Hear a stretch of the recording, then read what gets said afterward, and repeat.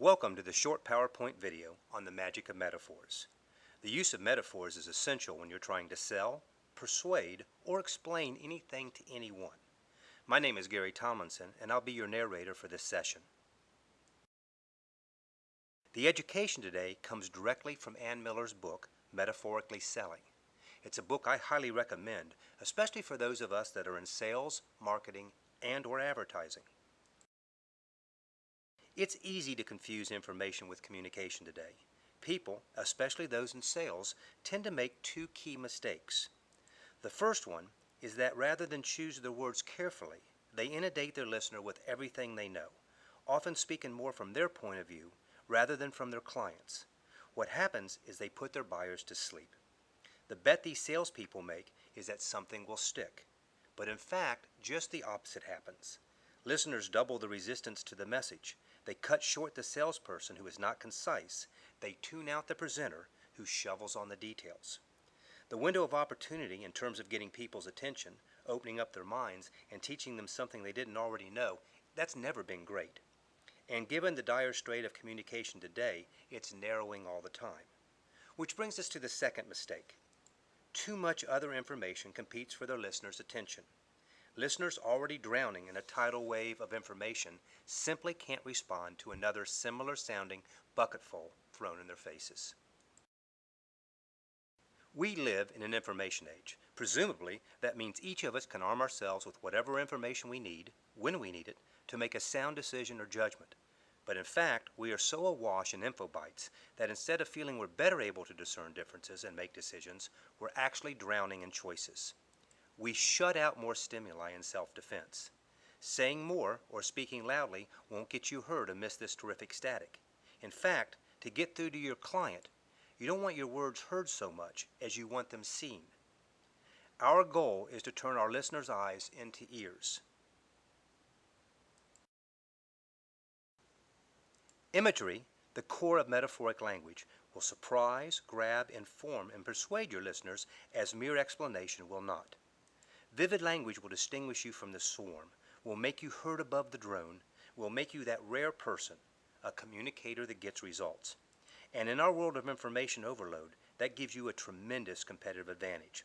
For example, when Steve Jobs was courting a wavering John Sculley from Pepsi to become CEO of Apple, his winning argument was not a list of facts and benefits. It was the choice of images he famously painted in Sculley's mind when he asked this question.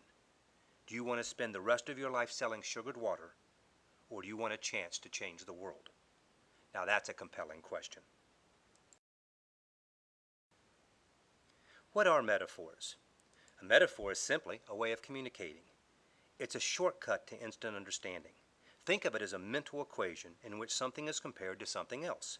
Metaphors make complex and unfamiliar things or ideas simple and familiar to the listener because they compare the unknown to what the listener already knows and accepts. Metaphors are visual in nature and literally help your client or audience see in a flash, in a vivid, emotional way, what you mean. If you were to create an equation for the power of metaphors, it would be this. Information plus metaphor equals I see what you mean. Here's a 4-step model to use for creating winning metaphors. The first step is determine the client's blind spot. The first step in overcoming client resistance, his blind spot, is to identify what lies behind it. What you may hear a client tell you is one thing. What you must understand to be his true blind spot is quite another. Here are a few examples of blind spots masquerading as objections. The objection is you're too expensive, but the likely blind spot is they're confusing value with price. The objection, we've always done it this way. The likely blind spot is they have a fear of change. An objection, well, we'll just start with a test. The likely blind spot could be a fear of large commitment. The objection, yes, but not now. The likely blind spot is we have no sense of urgency. Remember, the first step in overcoming client resistance is to identify what lies behind it. What are their blind spots? The second step is snapshot client.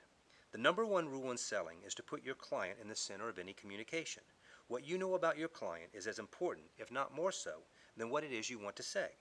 The same principle holds true in the creation of a winning metaphor. For it to work, it must draw on images and emotions from your client's world. It's critical that you take a snapshot of your clients before groping for the right metaphor to sway them. The question to ask yourself, what visual images and reference points are in your client's mental album that you can seize on?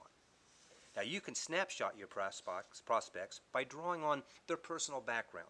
For example, are they male or female? Are they a Generation X or a boomer, a mature, a millennial? Are they married or single? Do they have hobbies and passions? In their industry or business, what's their position? What's their industry? What have their achievements been? Are they an industry leader or are they a startup? Also, some of the common knowledges. What about the events in the news today that might be affecting your client? What are the current events? Maybe sports, economy, the world, cultural news, entertainment, television, movies. And then general life experience, things such as the weather, rush hour traffic, computer problems, vacation experiences. Remember, what you know about your client is as important, if not more so, than what it is you want to say. This third step is to create comparison. Create a metaphor based on a detail from your snapshot that will change the lens through which your client is seeing your pitch. Ask yourself, what is this like in my client's life? And then ask, what else? What else? And still, what else? Remember, the number one rule in selling is to put your client in the center of any communication. And the fourth step is relate back to the situation.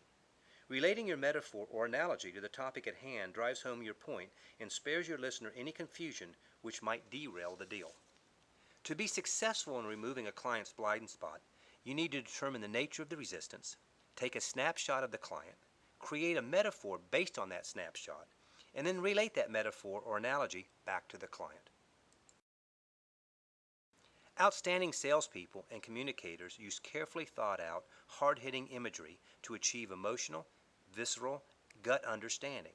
Ann Miller calls this imagery metaphoria, which is the visual language of persuasion. You use metaphoria to position your products and services versus the competition, to neutralize objections, resistance, fears, skepticism, and negativity, and to help buyers get your story. In summary, when it comes to explanations, quality of expression beats quantity of words. Comparisons to the known and loved make the unknown familiar and desirable.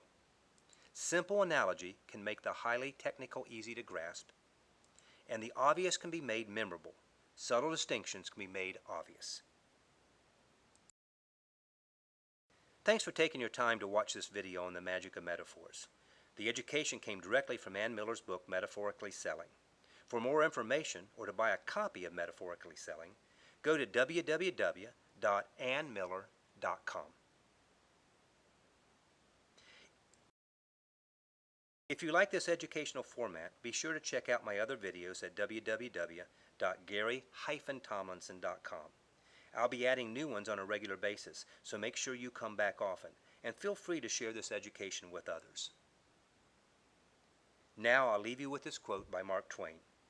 The difference between the right word and the almost right word is a difference between lightning and a lightning bug.